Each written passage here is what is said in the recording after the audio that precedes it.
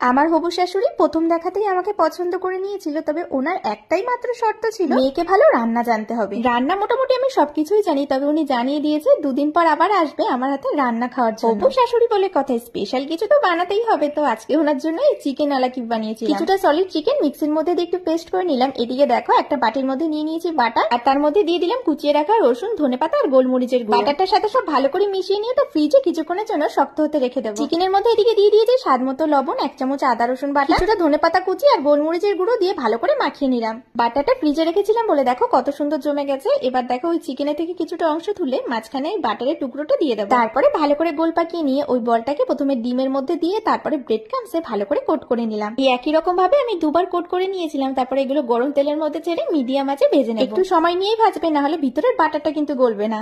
হবু শাশুড়ি মা খেয়ে তো ভীষণ প্রশংসার সঙ্গে উনিই একা একা সেদিনকে বিয়ের পাকা কথা দিয়ে গেছে।